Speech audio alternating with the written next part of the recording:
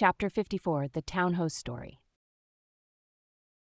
I's told at the Golden Inn, the Cape of Good Hope and all the watery region round about there is much like some noted four corners of a great highway, where you meet more travelers than in any other part.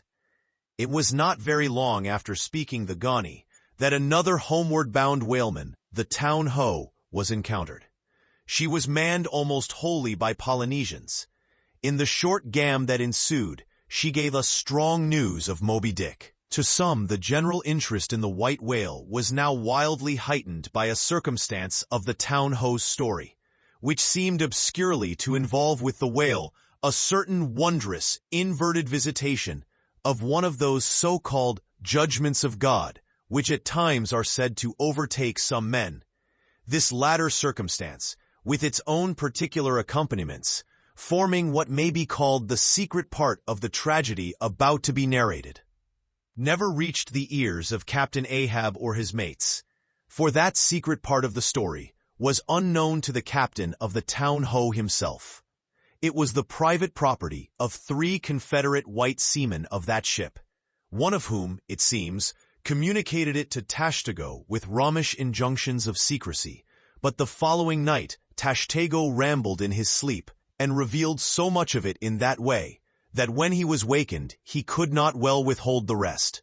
Nevertheless, so potent an influence did this thing have on those seamen in the Pequod, who came to the full knowledge of it, and by such a strange delicacy, to call it so, were they governed in this matter, that they kept the secret among themselves, so that it never transpired abaft the Pequod's mainmast.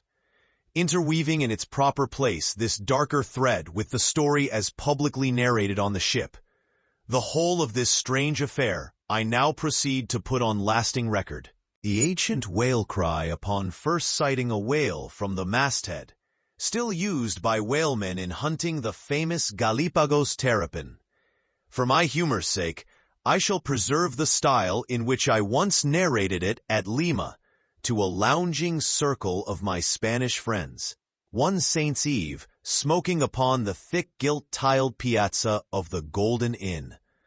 Of those fine cavaliers, the young Dons Pedro and Sebastian were on the closer terms with me, and hence the interluding questions they occasionally put, and which are duly answered at the time.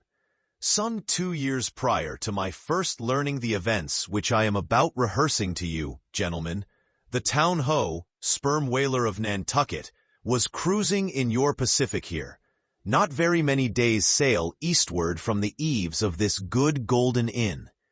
She was somewhere to the northward of the line.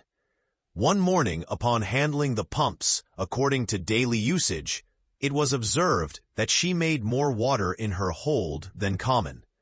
They supposed a swordfish had stabbed her, gentlemen. But the captain, having some unusual reason for believing that rare good luck awaited him in those latitudes, and therefore being very averse to quit them, and the leak not being then considered at all dangerous, though, indeed, they could not find it after searching the hold as low down as was possible in rather heavy weather. The ship still continued her cruisings, the mariners working at the pumps at wide and easy intervals. But no good luck came. More days went by, and not only was the leak yet undiscovered, but it sensibly increased. So much so, that now taking some alarm, the captain, making all sail, stood away for the nearest harbor among the islands, there to have his hull hove out and repaired. Though no small passage was before her, yet, if the commonest chance favored, he did not at all fear that his ship would founder by the way, because his pumps were of the best, and being periodically relieved at them, those 36 men of his could easily keep the ship free. Never mind if the leak should double on her. In truth, well nigh the whole of this passage being attended by very prosperous breezes, the Town Ho had all but certainly arrived in perfect safety at her port without the occurrence of the least fatality. Had it not been for the brutal overbearing of Radney, the mate, a vineyarder, and the bitterly provoked vengeance of Steelkilt, a lakeman and desperado from Buffalo. Lakeman, Buffalo. Pray, what is a lakeman, and where is Buffalo? said Don Sebastian, rising in his swinging mat of grass. "On the eastern shore of our Lake Erie, Don, but I crave your courtesy. Maybe you shall soon hear further of all that. Now, gentlemen, in square-sail brigs and three-masted ships, well nigh as large and stout as any that ever sailed out of your old Callao to far Manila. This lakeman, in the landlocked heart of our America, had yet been nurtured by all those agrarian freebooting impressions popularly connected with the open ocean. For in their interflowing aggregate, those grand freshwater seas of ours, Erie and Ontario and Huron and Superior and Michigan, possess an ocean-like expansiveness with many of the ocean's noblest traits, with many of its rimmed varieties of races and of climes. They contain round archipelagos of romantic isles, even as the Polynesian waters do, in large part are shored by two great contrasting nations as the Atlantic is. They furnish long maritime approaches to our numerous territorial colonies from the east, dotted all round their banks. Here and there are frowned upon by batteries and by the goat-like craggy guns of lofty Mackinaw. They have heard the fleet thunderings of naval victories. At intervals, they yield their beaches to wild barbarians, whose red-painted faces flash from out their peltry wigwams. For leagues and leagues are flanked by ancient and unentered forests, where the gaunt pines stand like serried lines of kings in Gothic genealogies. Those same woods, harboring wild Afric beasts of prey and silken creatures whose exported furs give robes to Tartar emperors.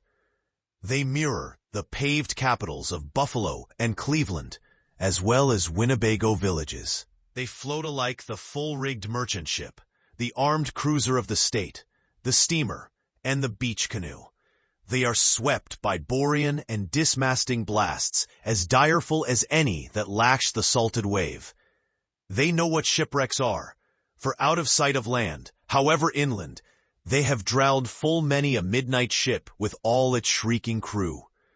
Thus, gentlemen, though an inlander, Steelkilt was wild ocean born and wild ocean nurtured, as much of an audacious mariner as any. And for Radney, though in his infancy he may have laid him down on the lone Nantucket beach to nurse at his maternal sea, though in afterlife he had long followed our austere Atlantic and your contemplative Pacific, yet was he quite as vengeful and full of social quarrel as the backwoods seaman, fresh from the latitudes of buckhorn-handled bowie knives. Yet was this Nantucketer a man with some good-hearted traits, and this lakeman a mariner, who though a sort of devil indeed, might yet by inflexible firmness, only tempered by that common decency of human recognition which is the meanest slave's right. Thus treated, this Steelkilt had long been retained harmless and docile. At all events, he had proved so thus far. But Radney was doomed and made mad, and Steelkilt, but gentlemen, you shall hear. It was not more than a day or two at the furthest after pointing her prow for her island haven that the town-ho's leaks seemed again increasing, but only so as to require an hour or more at the pumps every day.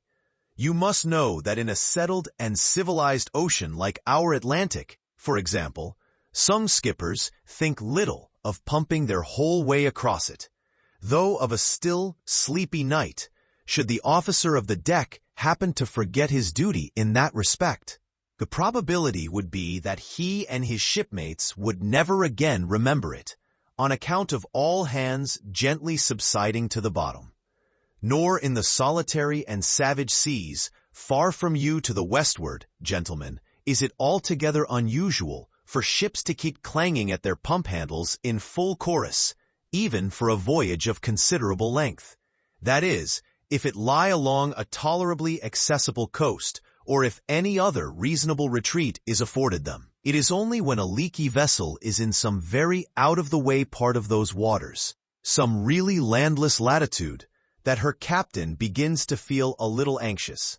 Much this way had it been with the town-ho, so when her leak was found gaining once more, there was in truth some small concern manifested by several of her company, especially by Radney, the mate. He commanded the upper sails to be well hoisted, sheeted home anew, and every way expanded to the breeze. Now this Radney, I suppose, was as little of a coward, and as little inclined to any sort of nervous apprehensiveness touching his own person as any fearless, unthinking creature on land or on sea that you can conveniently imagine, gentlemen. Therefore, when he betrayed this solicitude about the safety of the ship, some of the seamen declared that it was only on account of his being a part owner in her. So when they were working that evening at the pumps, there was on this head no small gamesomeness slyly going on among them, as they stood with their feet continually overflowed by the rippling clear water, clear as any mountain spring, gentlemen, that bubbling from the pumps ran across the deck and poured itself out in steady spouts at the lee scupper holes. Now, as you well know, it is not seldom the case in this conventional world of ours, watery or otherwise, that when a person placed in command over his fellow men finds one of them to be very significantly his superior in general pride of manhood, straightway against that man he conceives an unconquerable dislike and bitterness, and if he have a chance, he will pull down and pulverize that subaltern's tower and make a little heap of dust of it. Be this conceit of mine as it may, gentlemen, at all events, Steelkilt was a tall and noble animal with a head like a Roman, and a flowing golden beard like the tasseled housings of your last viceroy's snorting charger, and a brain, and a heart, and a soul in him, gentlemen, which had made Steelkilt Charlemagne, had he been born son to Charlemagne's father. But Radney, the mate, was ugly as a mule, yet as hardy, as stubborn, as malicious. He did not love Steelkilt, and Steelkilt knew it. Espying the mate drawing near as he was toiling at the pump with the rest, the lakeman affected not to notice him, but unawed went on with his gay banterings. "Aye, aye, my merry lads, it's a lively leak this. Hold a cannikin, one of ye, and let's have a taste. By the Lord, it's worth bottling. I tell you what, men, old Rad's investment must go for it. He had best cut away his part of the hull and tow it home. The fact is, boys, that swordfish only began the job. He's come back again with a gang of ship carpenters, sawfish and filefish and whatnot, and the whole posse of 'em are now hard at work cutting and slashing at the bottom. Making improvements, I suppose. If old Rad were here now, I'd tell him to jump overboard and scatter 'em. They're playing the devil with his estate, I can tell him. But he's a simple old soul, Rad, and a beauty too. Boys, they say the rest of his property is invested in looking-glasses. I wonder if he'd give a poor devil like me the model of his nose." "Damn your eyes, what's that pump stopping for?" roared Radney, pretending not to have heard the sailors talk. "Thunder away at it." "Aye, aye, sir," said Steelkilt, merry as a cricket. "Lively, boys, lively now." And with that the pump clanged like 50 fire engines. The men tossed their hats off to it, and ere long that peculiar gasping of the lungs was heard, which denotes the fullest tension of life's utmost energies. Quitting the pump at last, with the rest of his band, the lakeman went forward, all panting, and sat himself down on the windlass, his face fiery red, his eyes bloodshot, and wiping the profuse sweat from his brow. Now what cozening fiend it was, gentlemen, that possessed Radney to meddle with such a man in that corporeally exasperated state, I know not, but so it happened. Intolerably striding along the deck, the mate commanded him to get a broom and sweep down the planks, and also a shovel, and remove some offensive matters consequent upon allowing a pig to run at large. Now, gentlemen, sweeping a ship's deck at sea is a piece of household work which in all times but raging gales is regularly attended to every evening. It has been known to be done in the case of ships actually foundering at the time. Such, gentlemen, is the inflexibility of sea usages and the instinctive love of neatness in seamen, some of whom would not willingly drown without first washing their faces. But in all vessels, this broom business is the prescriptive province of the boys, if boys there be aboard. Besides, It was the stronger men in the town ho that had been divided into gangs, taking turns at the pumps. And being the most athletic seaman of them all, Steelkilt had been regularly assigned captain of one of the gangs. Consequently, he should have been freed from any trivial business not connected with truly nautical duties. Such being the case with his comrades, I mention all these particulars so that you may understand exactly how this affair stood between the two men. But there was more than this. The order about the shovel was almost as plainly meant to sting and insult Steelkilt, as though Radney had spat in his face. Any man who has gone sailor in a whale ship will understand this, and all this and doubtless much more, the lakeman fully comprehended when the mate uttered his command. But as he sat still for a moment, and as he steadfastly looked into the mate's malignant eye, and perceived the stacks of powder casks heaped up in him, and the slow match silently burning along towards them, as he instinctively saw all this, that strange forbearance and unwillingness to stir up the deeper passionateness in any already ireful being, a repugnance most felt, when felt at all, by really valiant men even when aggrieved. This nameless phantom feeling, gentlemen, stole over Steelkilt. Therefore, in his ordinary tone, only a little broken by the bodily exhaustion he was temporarily in, he answered him saying that sweeping the deck was not his business, and he would not do it. And then, without at all alluding to the shovel, he pointed to 3 lads as the customary sweepers, who, not being billeted at the pumps, had done little or nothing all day. To this, Radney replied with an oath, in a most domineering and outrageous manner, unconditionally reiterating his command. Meanwhile, advancing upon the still-seated lakeman, with an uplifted Cooper's Club hammer which he had snatched from a cask nearby. Heated and irritated as he was by his spasmodic toil at the pumps, for all his first nameless feeling of forbearance, the sweating Steelkilt could but ill brook this bearing in the mate. But somehow still smothering the conflagration within him, without speaking, he remained doggedly rooted to his seat, till at last the incensed Radney shook the hammer within a few inches of his face, furiously commanding him to do his bidding. Steelkilt rose, and slowly retreating round the windlass, steadily followed by the mate with his menacing hammer, deliberately repeated his intention not to obey.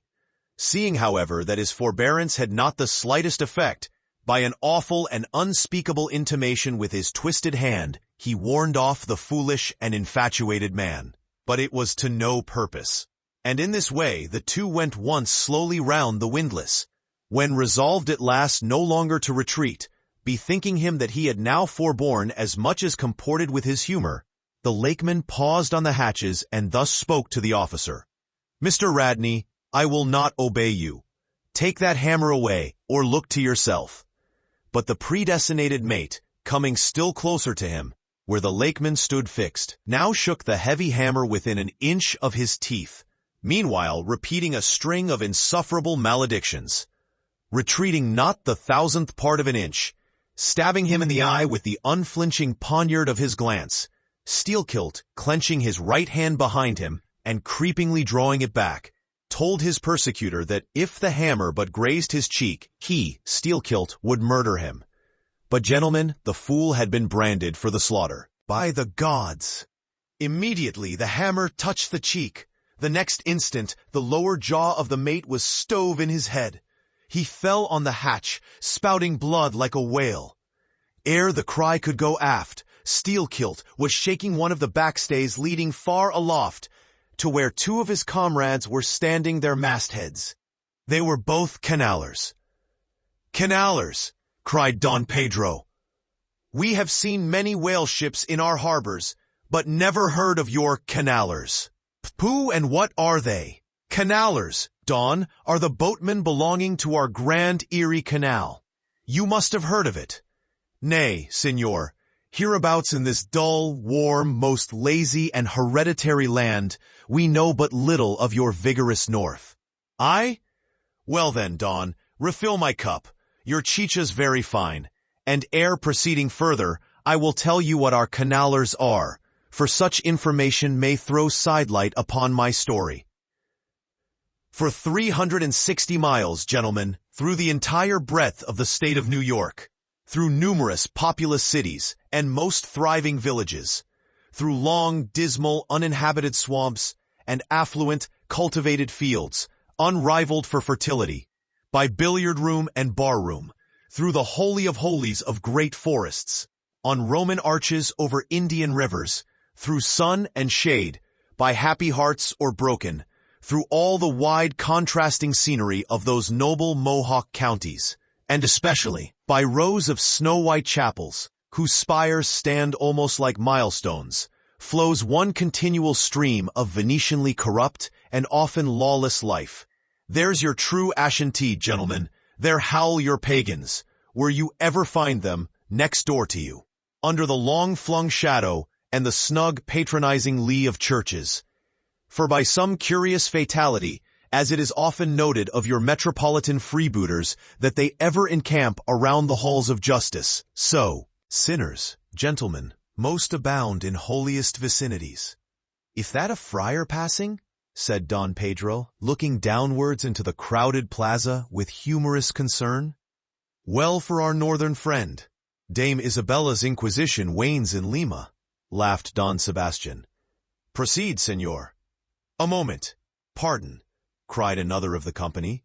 In the name of all us Limese, I but desire to express to you, Sir Sailor, that we have by no means overlooked your delicacy in not substituting present Lima for distant Venice in your corrupt comparison. Oh, do not bow and look surprised. You know the proverb all along this coast. Corrupt is Lima. It but bears out your saying too. Churches more plentiful than billiard tables, and forever open, and corrupt is Lima. So too, Venice. I have been there. The holy city of the blessed evangelist Saint Mark. Saint Dominic, purge it. Your cup. Thanks. Here I refill. Now you pour out again. Freely depicted in his own vocation, gentlemen, the canneller would make a fine dramatic hero, so abundantly and picturesquely wicked is he. Like Mark Antony, for days and days along his green-turfed, flowery Nile, he indolently floats, openly toying with his red-cheeked Cleopatra, ripening his apricot thigh upon the sunny deck. But ashore, all this effeminacy is dashed, the brigandish guise which the canneller so proudly sports. His slouched and gaily ribboned hat betoken his grand features, a terror to the smiling innocence of the villages through which he floats. His swart visage and bold swagger are not unshunned in cities. Once a vagabond on his own canal, I have received good turns from one of these cannellers. I thank him heartily, would fain be not ungrateful, but it is often one of the prime redeeming qualities of your man of violence, that at times he has as stiff an arm. To back a poor stranger in a strait, as to plunder a wealthy one? In sum, gentlemen, what the wildness of this canal life is emphatically evinced by this, that our wild whale fishery contains so many of its most finished graduates, and that scarce any race of mankind, except Sydney men, are so much distrusted by our whaling captains. Nor does it at all diminish the curiousness of this matter, that to many thousands of our rural boys and young men born along its line, the probationary life of the Grand Canal furnishes the sole transition between quietly reaping in a Christian cornfield and recklessly plowing the waters of the most barbaric seas. I see, impetuously exclaimed Don Pedro, spilling his chicha upon his silvery ruffles. No need to travel. The world's one Lima. I had thought, now, that at your temperate north the generations were cold and holy as the hills. But the story. I left off, gentlemen, where the lakeman shook the backstay. Hardly had he done so when he was surrounded by the 3 junior mates and the 4 harpooneers, who all crowded him to the deck. But sliding down the ropes like baleful comets, The two canallers rushed into the uproar and sought to drag their man out of it towards the forecastle. Others of the sailors joined with them in this attempt, and a twisted turmoil ensued. While standing out of harm's way, the valiant captain danced up and down with a whale-pike, calling upon his officers to manhandle that atrocious scoundrel and smoke him along to the quarterdeck. At intervals, he ran close up to the revolving border of the confusion, and prying into the heart of it with his pike, sought to prick out the object of his resentment. But Steelkilt and his desperadoes were too much for them all. They succeeded in gaining the forecastle deck, where, hastily slewing about 3 or 4 large casks in a line with the windlass, these sea Parisians entrenched themselves behind the barricade. "Come out of that, ye pirates!" roared the captain, now menacing them with a pistol in each hand, just brought to him by the steward. "Come out of that, ye cutthroats!" Steelkilt leaped on the barricade, and striding up and down there, defied the worst the pistols could do, but gave the captain to understand distinctly that his, Steelkilt's, death would be the signal for a murderous mutiny on the part of all hands. Fearing in his heart, lest this might prove but too true, the captain a little desisted, but still commanded the insurgents instantly to return to their duty. "Will you promise not to touch us if we do?" demanded their ringleader. Turn to, I make no promise, to your duty. Do you want to sink the ship by knocking off at a time like this? Turn to," and he once more raised a pistol. "Sink the ship?" cried Steelkilt. "Aye, let her sink. Not a man of us turns to, unless you swear not to raise a rope yarn against us. What say ye, men?" turning to his comrades. A fierce cheer was their response. The lakeman now patrolled the barricade, all the while keeping his eye on the captain, and jerking out such sentences as these. "It's not our fault. We didn't want it. I told him to take his hammer away. It was boy's business. He might have known me before this. I told him not to prick the buffalo. I believe I have broken a finger here against his cursed jaw. Ain't those mincing knives down in the forecastle there, men? Look to those handspikes, my hearties. Captain, by God, look to yourself. Say the word. Don't be a fool. Forget it all. We are ready to turn to. Treat us decently, and we're your men. But we won't be flogged. Turn to! I make no promises. Turn to, I say. Look ye now, cried the lakeman, flinging out his arm towards him. There are a few of us here, and I am one of them, who have shipped for the cruise. Do you see? Now, as you well know, sir, we can claim our discharge as soon as the anchor is down, so we don't want to row. It's not our interest. We want to be peaceable. We are ready to work, but we won't be flogged. Turn to, roared the captain. Steelkilt glanced round him a moment, and then said, I tell you what it is now, captain. Rather than kill ye and be hung for such a shabby rascal, we won't lift a hand against ye unless ye attack us. But till you say the word about not flogging us, we don't do a hand's turn. Down into the forecastle, then. Down with ye. I'll keep you there till you're sick of it. Down ye go. Shall we? Cried the ringleader to his men. Most of them were against it, but at length, in obedience to Steelkilt, they preceded him down into their dark den, growlingly disappearing like bears into a cave. As the lakeman's bare head was just level with the planks, the captain and his posse leaped the barricade, and rapidly drawing over the slide of the scuttle, planted their group of hands upon it, and loudly called for the steward to bring the heavy brass padlock belonging to the companionway. Then, opening the slide a little, the captain whispered something down the crack, closed it, and turned the key upon them, 10 in number, leaving on deck some 20 or more, who thus far had remained neutral. All night, a wide-awake watch was kept by all the officers, forward and aft, especially about the forecastle scuttle and fore hatchway, at which last place it was feared the insurgents might emerge after breaking through the bulkhead below. But the hours of darkness passed.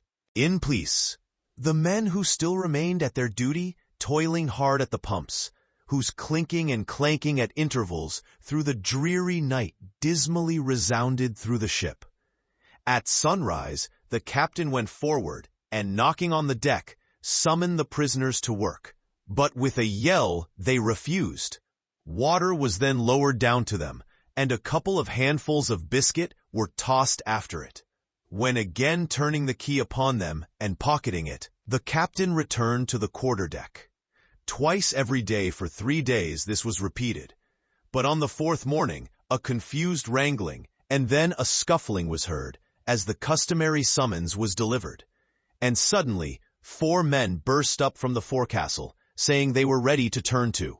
The fetid closeness of the air, and a famishing diet, united perhaps to some fears of ultimate retribution, had constrained them to surrender at discretion.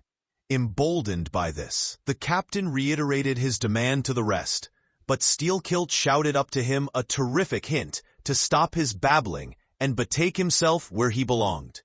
On the 5th morning, 3 others of the mutineers bolted up into the air from the desperate arms below that sought to restrain them.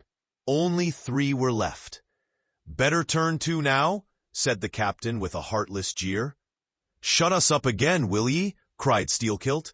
"Oh, certainly," said the captain, and the key clicked. It was at this point, gentlemen, that, enraged by the defection of 7 of his former associates, and stung by the mocking voice that had last hailed him, and maddened by his long entombment in a place as black as the bowels of despair, it was then that Steelkilt proposed to the 2 canallers, thus far apparently of one mind with him, to burst out of their hole at the next summoning of the garrison, and, armed with their keen mincing knives, long, crescentic, heavy implements with a handle at each end, run amuck from the bowsprit to the taffrail, and if by any devilishness of desperation possible, seize the ship.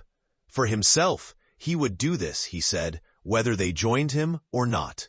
That was the last night he should spend in that den. But the scheme met with no opposition on the part of the other 2. They swore they were ready for that, or for any other mad thing, for anything in short, but a surrender. And what was more, they each insisted upon being the first man on deck when the time to make the rush should come. But to this their leader as fiercely objected, reserving that priority for himself, particularly as his 2 comrades would not yield the one to the other in the matter. And both of them could not be first, for the latter would but admit 1 man at a time. And here, gentlemen, the foul play of these miscreants must come out. Upon hearing the frantic project of their leader, each in his own separate soul had suddenly lighted, it would seem, upon the same piece of treachery, namely, to be foremost in breaking out, in order to be the first of the 3, though the last of the 10, to surrender, and thereby secure whatever small chance of pardon such conduct might merit. But when Steelkilt made known his determination still to lead them to the last, they in some way, by some subtle chemistry of villainy, mixed their before secret treacheries together, and when their leader fell into a doze, verbally opened their souls to each other in 3 sentences, and bound the sleeper with cords, and gagged him with cords, and shrieked out for the captain at midnight. Thinking murder at hand, and smelling in the dark for the blood, he and all his armed mates and harpooneers rushed for the forecastle. In a few minutes, the scuttle was opened, and bound hand and foot, the still struggling ringleader was shoved up into the air by his perfidious allies, who at once claimed the honor of securing a man who had been fully ripe for murder. But all these were collared and dragged along the deck like dead cattle, and, side by side, were seized up into the mizzen rigging, like 3/4 of meat, and there they hung till morning. "Damn you!" cried the captain, pacing to and fro before them. "The vultures would not touch ye, ye villains." At sunrise he summoned all hands, and separating those who had rebelled from those who had taken no part in the mutiny, he told the former that he had a good mind to flog them all round. Thought upon the whole he would do so. He ought to. Justice demanded it. But for the present, considering their timely surrender, he would let them go with a reprimand, which he accordingly administered in the vernacular. But as for you, ye carrion rogues, turning to the 3 men in the rigging, for you, I mean to mince ye up for the trypots. And seizing a rope, he applied it with all his might to the backs of the 2 traitors, till they yelled no more, but lifelessly hung their heads sideways, as the 2 crucified thieves are drawn. My wrist is sprained with ye, he cried at last, but there is still rope enough left for you, my fine bantam that wouldn't give up. Take that gag from his mouth, and let us hear what he can say for himself. For a moment, the exhausted mutineer made a tremulous motion of his cramped jaws, and then, painfully twisting round his head, said in a sort of hiss, What I say is this, and mind it well, if you flog me, I murder you. Say ye so? Then see how ye frighten me. And the captain drew off, with the rope to strike. Best not, hissed the lakeman, but I must, and the rope was once more drawn back for the stroke. Steelkilt here hissed out something, inaudible to all but the captain, who, to the amazement of all hands, started back, paced the deck rapidly 2 or 3 times, and then suddenly throwing down his rope, said, I won't do it. Let him go, cut him down. D'ye hear? But as the junior mates were hurrying to execute the order, a pale man with a bandaged head arrested them, Radney, the chief mate. Ever since the blow, he had lain in his berth, but that morning, hearing the tumult on the deck, he had crept out, and thus far had watched the whole scene. Such was the state of his mouth, that he could hardly speak, but mumbling something about his being willing and able to do what the captain dared not attempt, he snatched the rope and advanced to his pinioned foe. You are a coward, hissed the lakeman. So I am, but take that. The mate was in the very act of striking, when another hiss stayed his uplifted arm. He paused, and then pausing no more, made good his word, spite of Steelkilt's threat, whatever that might have been. The 3 men were then cut down. All hands were turned to, and, sullenly worked by the moody seamen, the iron pumps clanged as before. Just after dark that day, when one watch had retired below, a clamor was heard in the forecastle, and the 2 trembling traitors running up, besieged the cabin door, saying they durst not consort with the crew. Entreaties, cuffs, and kicks could not drive them back, so at their own instance they were put down in the ship's run for salvation. Still no sign of mutiny reappeared among the rest. On the contrary, it seemed that mainly at Steelkilt's instigation, they had resolved to maintain the strictest peacefulness, obey all orders to the last, and when the ship reached port, desert her in a body. But in order to ensure the speediest end to the voyage, they all agreed to another thing, namely, not to sing out for whales, in case any should be discovered. For, spite of her leak, and spite of all her other perils, the town-ho still maintained her mastheads, and her captain was just as willing to lower for a fish that moment as on the day his craft first struck the cruising ground. And Radney, the mate, was quite as ready to change his berth for a boat, and with his bandaged mouth seek to gag in death the vital jaw of the whale. But though the lakeman had induced the seamen to adopt this sort of passiveness in their conduct, he kept his own counsel, at least till all was over, concerning his own proper and private revenge upon the man who had stung him in the ventricles of his heart. He was in Radney, the chief mate's watch, and as if the infatuated man sought to run more than halfway to meet his doom. After the scene at the rigging, he insisted, against the express counsel of the captain, upon resuming the head of his watch at night. Upon this, and 1 or 2 other circumstances, Steelkilt systematically built the plan of his revenge.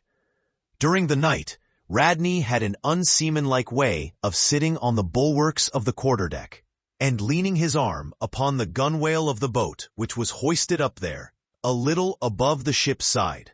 In this attitude, it was well known, he sometimes dozed. There was a considerable vacancy between the boat and the ship, and down between this was the sea. Steelkilt calculated his time, and found that his next trick at the helm would come round at 2 o'clock in the morning of the third day from that in which he had been betrayed. At his leisure, he employed the interval in braiding something very carefully in his watches below. "What are you making there?" said a shipmate. "What do you think? What does it look like?" "Like a lanyard for your bag, but it's an odd one, seems to me." "Yes, rather oddish," said the lakeman, holding it at arm's length before him. "But I think it will answer. Shipmate, I haven't enough twine. Have you any?" But there was none in the forecastle. "Then I must get some from old Rad," and he rose to go aft. "You don't mean to go a-begging to him," said a sailor. "Why not? Do you think he won't do me a turn when it's to help himself in the end, shipmate?" And going to the mate, he looked at him quietly, and asked him for some twine to mend his hammock. It was given him. Neither twine nor lanyard were seen again, but the next night an iron ball, closely netted, partly rolled from the pocket of the lakeman's monkey jacket, as he was tucking the coat into his hammock for a pillow. 24 hours after, his trick at the silent helm, nigh to the man who was apt to doze over the grave always ready dug to the seaman's hand. That fatal hour was then to come, and in the foreordaining soul of Steelkilt, the mate was already stark and stretched as a corpse, with his forehead crushed in. But, gentlemen, a fool saved the would-be murderer from the bloody deed he had planned. Yet complete revenge he had, and without being the avenger. For by a mysterious fatality, heaven itself seemed to step in to take out of his hands into its own the damning thing he would have done. It was just between daybreak and sunrise of the morning of the second day, when they were washing down the decks, that a stupid Tenerife man, drawing water in the main-chains, all at once shouted out, "There she rolls! There she rolls! Jesu, what a whale!" It was Moby Dick. "Moby Dick!" cried Don Sebastian. "St. Dominic, Sir Sailor, but do whales have christenings? Whom call you Moby Dick?" "A very white and famous and most deadly immortal monster, Don, but that would be too long a story." "How? How?" cried all the young Spaniards, crowding. "Nay, Dons, nay, nay, I cannot rehearse that now. Let me get more into the air, sirs." The chicha, cried Don Pedro. "Our vigorous friend looks faint. Fill up his empty glass." "No need, gentlemen. One moment, and I proceed. Now, gentlemen," so suddenly perceiving the snowy whale within 50 yards of the ship, forgetful of the compact among the crew, in the excitement of the moment, the Tenerife man had instinctively and involuntarily lifted his voice for the monster, though for some little time past it had been plainly beheld from the 3 sullen mastheads. All was now a frenzy. The white whale was the cry from captain, mates, and harpooneers, who, undeterred by fearful rumors, were all anxious to capture so famous and precious a fish, while the dogged crew eyed askance, and with curses, the appalling beauty of the vast milky mass, that, lit up by a horizontal spangling sun, shifted and glistened like a living opal in the blue morning sea. Gentlemen, a strange fatality pervades the whole career of these events, as if verily mapped out before the world itself was charted.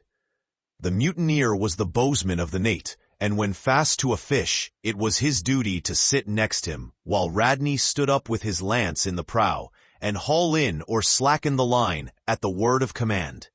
Moreover, when the 4 boats were lowered, the mates got the start, and none howled more fiercely with delight than did Steelkilt as he strained at his oar. After a stiff pull, their harpooneer got fast, and, spear in hand, Radney sprang to the bow. He was always a furious man, it seems, in a boat, and now his bandaged cry was to beach him on the whale's topmost back. Nothing loath, his bowsman hauled him up and up through a blinding foam that blent 2 whitenesses together, till of a sudden the boat struck as against a sunken ledge, and keeling over, spilled out the standing mate. That instant, as he fell on the whale's slippery back, the boat righted and was dashed aside by the swell, while Radney was tossed over into the sea on the other flank of the whale. He struck out through the spray, and for an instant was dimly seen through that veil, wildly seeking to remove himself from the eye of Moby Dick. But the whale rushed round in a sudden maelstrom, seized the swimmer between his jaws, and rearing high up with him, plunged headlong again and went down. Meantime, at the first tap of the boat's bottom, the lakeman had slackened the line so as to drop astern from the whirlpool. Calmly looking on, he thought his own thoughts, but a sudden, terrific, downward jerking of the boat quickly brought his knife to the line. He cut it, and the whale was free. But at some distance, Moby Dick rose again, with some tatters of Radney's red woolen shirt, caught in the teeth that had destroyed him. All four boats gave chase again, but the whale eluded them, and finally wholly disappeared. In good time, the town-ho reached her port, a savage, solitary place, where no civilized creature resided. There, headed by the lakemen, all but 5 or 6 of the foremastmen deliberately deserted among the palms, eventually, as it turned out, seizing a large double-war canoe of the savages and setting sail for some other harbor. The ship's company being reduced to but a handful, the captain called upon the islanders to assist him in the laborious business of heaving down the ship to stop the leak. But to such unresting vigilance over their dangerous allies was this small band of whites necessitated, both by night and by day, and so extreme was the hard work they underwent, that upon the vessel being ready again for sea, they were in such a weakened condition that the captain durst not put off with them in so heavy a vessel.